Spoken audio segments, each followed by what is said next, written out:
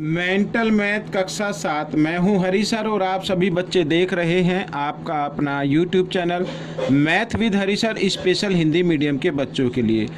आज की सीरीज में हम कर रहे हैं बच्चों सरल समीकरण का आखिरी भाग। प्रश्न नंबर 47 से प्रश्न नंबर 50 तक हम करने वाले हैं।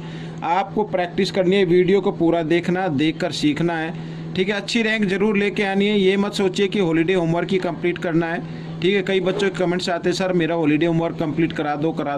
अरे हॉलीडे होमवर्क तो कंप्लीट होता रहेगा, उसको टीचर इतना चेक भी नहीं करते हैं। आपको अपने एग्जाम की तैयारी या मेंटल मैथ क्विज की तैयारी रखनी है, ठीक है। आइए करना शुरू करते हैं। प्रश्न नंबर 47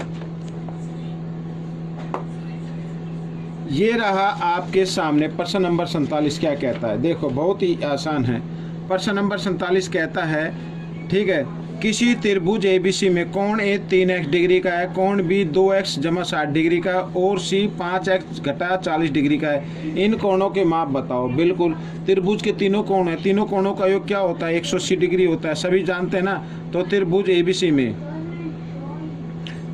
एबीसी में तीनों कोणों का योग क्या होगा, कोण ए जमा कोण बी और जमा कोण सी बराबर कितना होता है, 180 डिग्री होता है, सभी को मालूम है, ठीक है। तो कोण ए की माप क्या है, 3x डिग्री है, बी की माप है 2x जमा 60 डिग्री है बच्चों, और सी की माप है 5x घटा 40 डिग्री। और ये सभी किसके बराबर आएंगे, 180 के बराबर आना है, ठीक है ना। 180 के बराबर आना है, समझ में आ गया। अब x को अलग जमा कर लो, 5 और 2 7 और 3 10x हो गया, ठीक है। और यहाँ पर 60 जमा है, 40 घटा है, 60 में से 40 घटा देंगे, जमा 20 डिग्री आएगा बराबर 180, ठीक है। इस तरीके से अब ये जमा 20 है, इधर आकर ये घटा 20 हो जाएगा। तो 10x बराबर 180 घटा 20 और 180 में से 20 डिग्री हम घटा देंगे तो 160 डिग्री आएगा, ठीक है ना। तो x का मान निकाल लो आप। 160 10 इधर गुणा में तो इधर आकर भाग में आ गया, 0 से 0 कट गई, 16 डिग्री आ गया बच्चों x का माप, ठीक है ना। तो कोण निकालने हैं। अब कोण ए कितने का है बच्चों, 3x का है, तो यानी 3 गुना 16, 16 3 48 डिग्री का आ गया। कोण बी कितने का है बच्चों, ये रहा 2x, 2 गुना 16, ठीक है, और जमा 60, इस तरीके से। तो पहले बोर्ड मास का रूल अप्लाई करना है, 16 दूनी 32 और जमा 60, तो कितना हो गया, 92 हो गया, ठीक है। ये आ गया, एक कोण ये आ गया, एक कोण ये आ गया। कोण सी कितने का, 5x घटा 40, तो 5x का मान कितना, 16 और घटा 40, ठीक है। 16 पंजे 80 डिग्री में से 40 घटा देंगे तो कितना आ गया, 40 आ गया। तो इस तरीके से ये प्रश्न आपका हल हो गया, ठीक है। तीनों कोणों की माप आ गई है। प्रश्न नंबर 48 क्या कहता है, ये रहा आपके सामने। प्रश्न नंबर 48 क्या कहता है, तो मैं इसको जरा साफ कर लेता हूँ एक बार। ये रहा प्रश्न नंबर 48, ठीक है। क्या कहता है, देखो प्रश्न नंबर 48 कहता है, मेरे को लगता है इस पेन से ये साफ नहीं आ रहा है, चलो कोई नहीं, मैं ब्लैक पेन यूज करूंगा आगे से। तो देखो, एक किसी समद्विबाहु त्रिभुज में बराबर भुजाएं तीसरी भुजा की दुगुनी है, तीसरी भुजा की क्या दुगुनी, ये देखो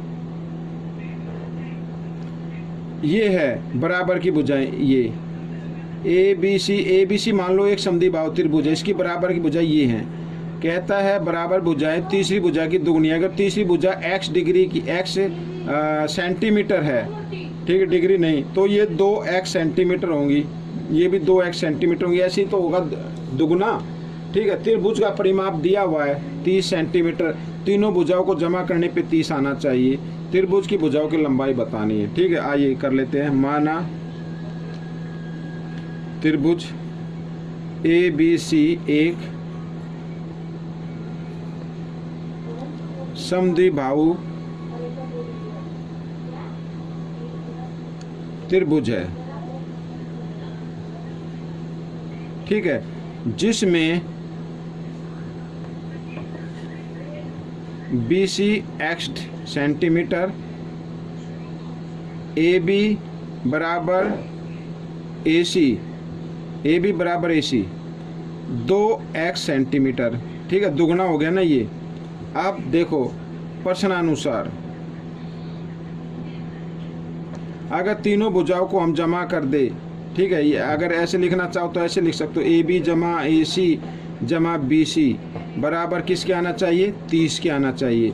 तो AB कितनी है 2x जमा AC भी 2x और BC x बराबर 30, 2 और 2 4 और 1 5x बराबर 30, ठीक है। इस तरीके से तो x का मान निकाले तो 30, 5 इधर गुणा में इधर आकर भाग में आ गया, 5 एकम 5, 5 6 30, तो x बराबर क्या आ गया 6 आ गया, x का मान आ गया, ठीक है। भुजाएं बतानी है, पहली भुजा यानी त्रिभुज तो हमने मान ही लिया ना, तो AB कितनी होगी, AB है बच्चों 2x यानी 2 गुणा 6, 6 दूनी 12, 12 सेंटीमीटर हो गई, ठीक है। और AC क्या है, ये AC भी डबल है, तो 2 गुणा 6 बराबर 12 सेंटीमीटर, ठीक है। और BC है कितनी, x कितना, तो 6 सेंटीमीटर आ गई। ये हो गया, समझ में आ गया। प्रैक्टिस करनी है, देखने से ही काम नहीं चलेगा, प्रैक्टिस करनी है बच्चों तभी होगा, तो प्रैक्टिस करते जाइए। मैं कई बार कहता हूँ कि ऐसा कोई पर्सन नहीं जिसको कोई हल ना कर सके, और ऐसा कोई विद्यार्थी भी नहीं है जो पर्सन को हल ना कर सके। तो प्रश्न नंबर 49 क्या कहता है, देखो, किसी थैले में 1 रुपये के सिक्कों की संख्या 2 रुपये के से 3 गुणी है। भाई एक थैले के अंदर 2 रुपये के सिक्के हैं और 1 रुपये के सिक्के हैं। अब इसमें लिखा 1 रुपये के सिक्कों की संख्या 2 रुपये के सिक्कों से 3 गुणी है, 1 रुपये की है 3 गुणी, तो 2 की नहीं पता, तो माना 2 रुपये के सिक्कों की संख्या, माना 2 रुपये के सिक्कों की संख्या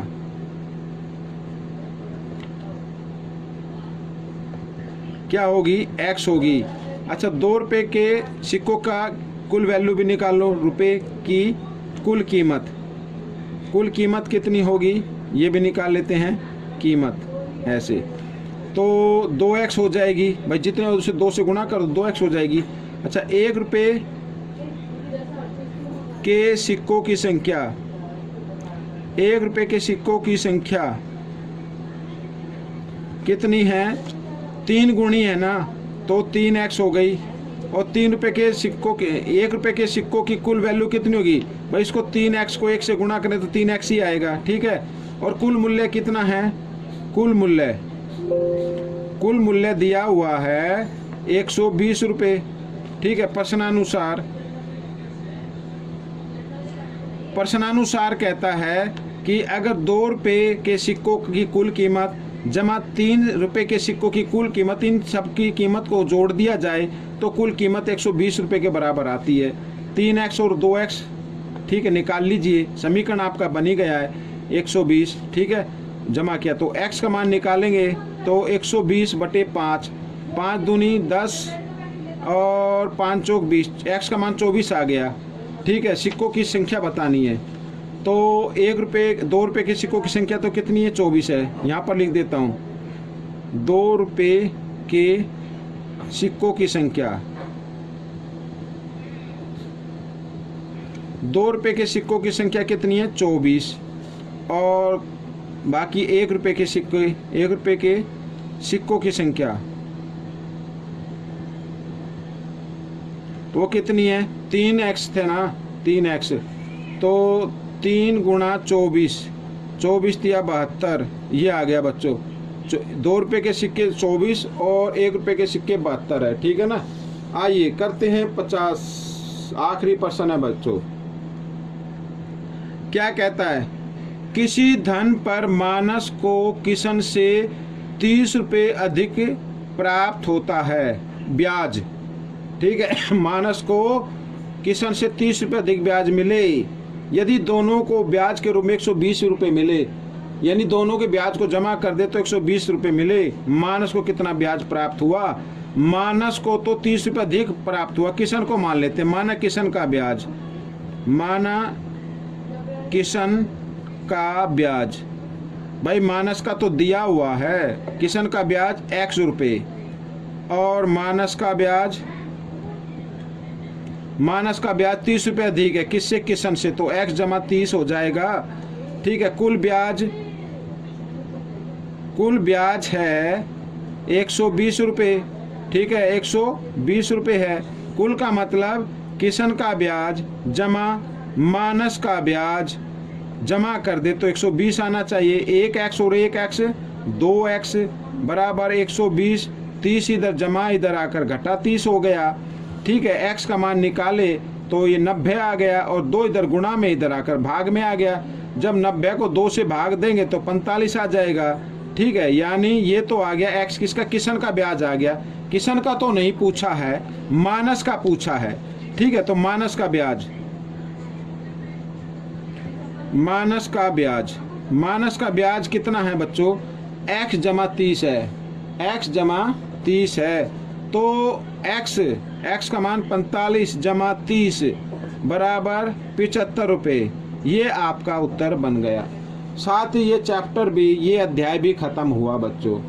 अब आपको किस अध्याय पर वीडियो चाहिए मुझे कमेंट्स करना। इसमें से प्रैक्टिस जरूर करनी है, भी देख कर नहीं होगा, कभी देख कर सोचे हाँ हमने देख ली वीडियो हमें आ गया, ऐसे नहीं आता है।